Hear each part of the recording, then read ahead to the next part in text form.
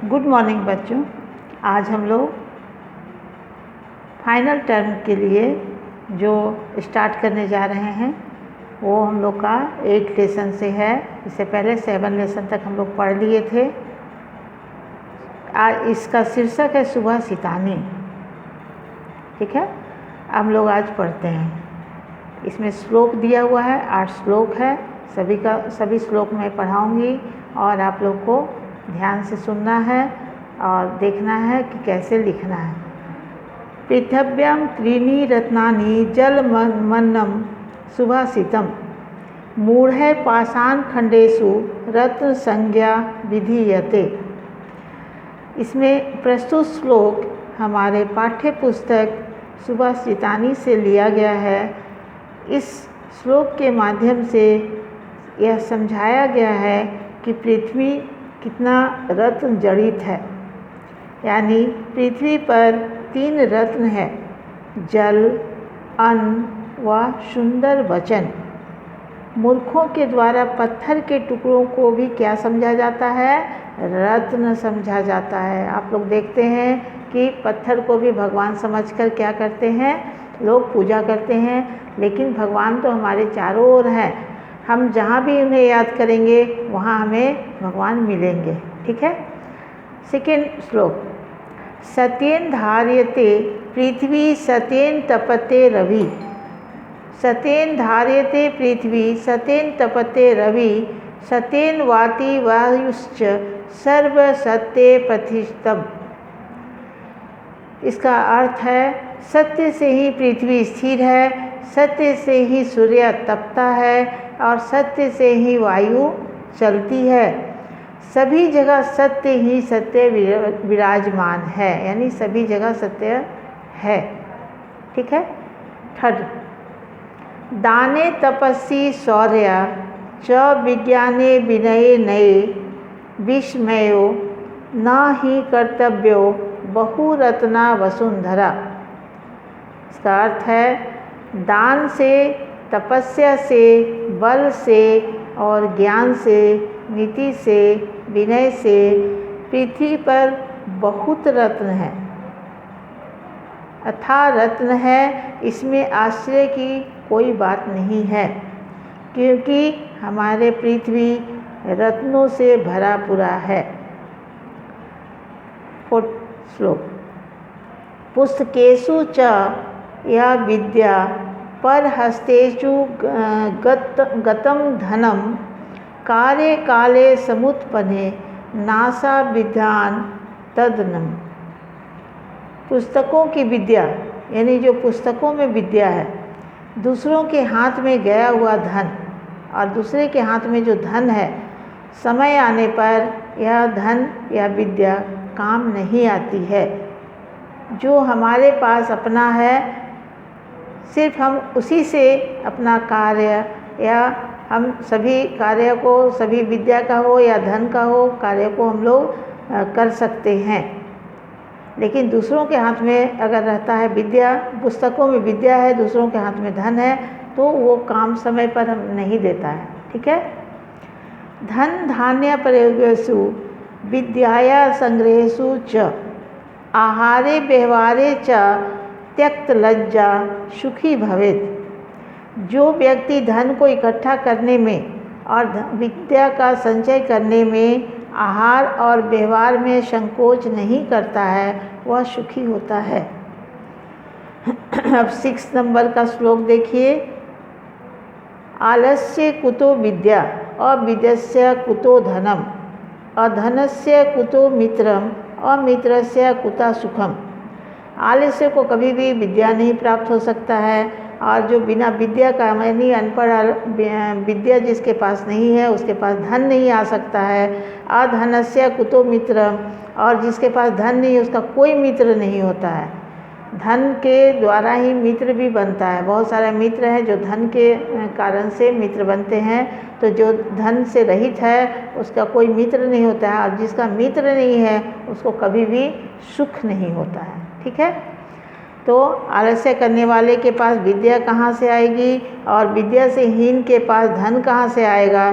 जिस पर धन नहीं, उसके मित्र नहीं होते हैं, और जिसके मित्र नहीं उसे कभी सुख प्राप्त नहीं होता है।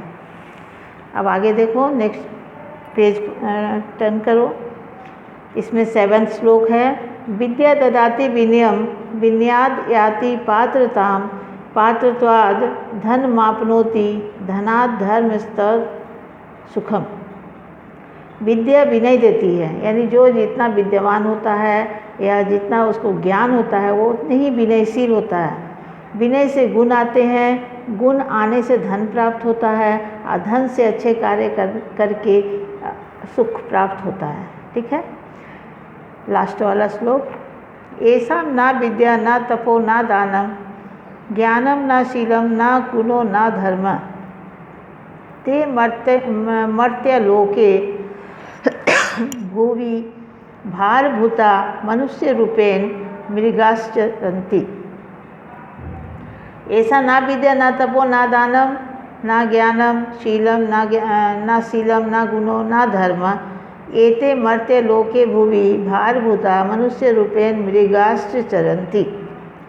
जिनके पास विद्या नहीं है, जिनके पास क्या नहीं है, विद्या नहीं है, ना तप है, ना ज्ञान है, ना दान है, ना अच्छा आचरण है, व्यवहार, ना ही उनके पास आचरण नहीं है तो व्यवहार भी नहीं है अच्छा, ना ही धर्म या गुण है।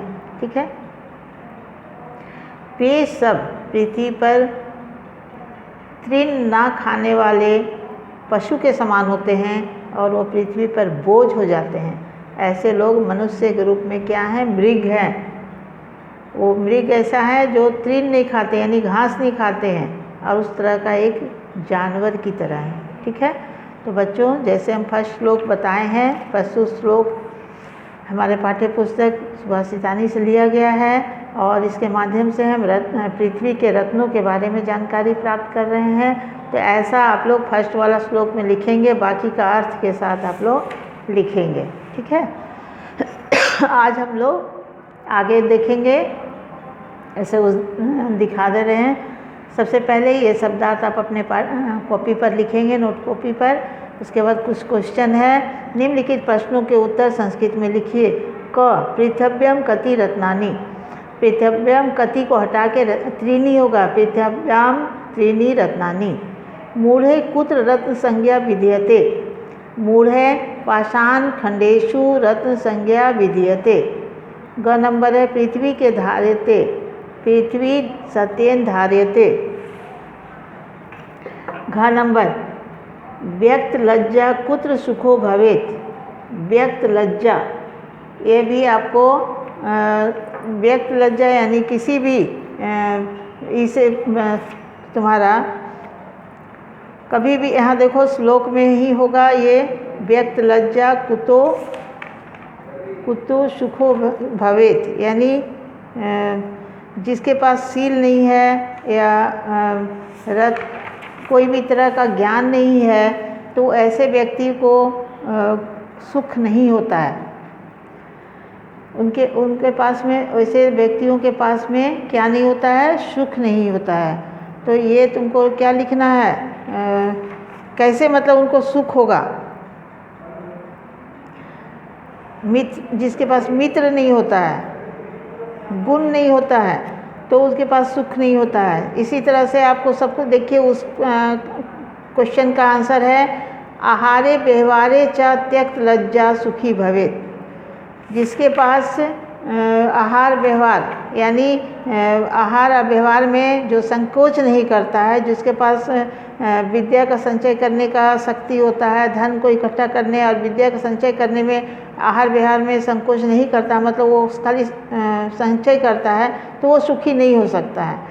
लेकिन जो व्यवहार आहार का संचय नहीं करता है और वो दान देता है, ज्ञान बांटता है, तो ऐसे लोग क्या होते हैं, सुखी होते हैं। तो इसका क्या होगा, आहारे व्यवहारे च त्यक्त लज्जा, जो आहार व्यवहार का त्याग कर देता है, जो लज्जा को त्याग करके उसमें संकोच नहीं करता है, तो वो क्या करता है, बांटने में, इकट्ठा करने में ध्यान नहीं देता है और वो एक दूसरे को बांटने में व्यवहार अच्छा है, आहार व्यवहार अच्छा रहता है, उसमें कोई बांटने में संकोच नहीं करता, तो ऐसे व्यक्ति क्या होता है, सुखी होता है। तो यही वाला उसका आंसर होगा। ठीक है, अब आगे देखो, निम्नलिखित दूसरे श्लोक को पूरा करें। यहाँ पर श्लोक से देख के इसको पूरा कर लेंगे। उसके बाद है यह मैचिंग दिया हुआ है, ये तो मैचिंग अभी आंसर के साथ में दिया हुआ है। ये आंसर है विद्यावान विद्यावती, बालका बालिका, भाग्यवान भाग्यवती, आयुष्मान आयुष्मती। ये तुम लोग अभी ऐसे ही लिख लोगे, लिखना है इसको कॉपी में। फिर ये श्लोक का अर्थ लिखना है, दोनों श्लोक। इस तरह से ये कंप्लीट हो जाएगा। और फिर उसके बाद तुमको देना है व्यक्ति में किन्हीं 10 अच्छे गुणों की एक सूची बनाना है, और उसके अनुसार उसका फिगर भी, चित्र भी बनाना है। उसके अनुसार 10 अच्छे गुणों का एक श्लोक से भी ले सकते हो, और 10 अच्छे गुण को तुमको लिखना है कॉपी में, और उसी के बगल में एक चित्र बनाना है छोटा छोटा, और जिससे कि वो एक तरह का क्या है, एक्टिविटी होगा। और ये कॉपी में आप लोग का रहेगा, क्योंकि यहाँ दिया गया है व्यक्ति में किसी 10 गुण अच्छे हैं जो, तो उसके अनुसार ही चित्र भी बनाना 10 ठो, और 10 ठो गुण भी लिखना है। ठीक है, तो ये कंप्लीट करके आप लोग रखेंगे और 4 बजे के समय में आप भेजेंगे। ठीक है।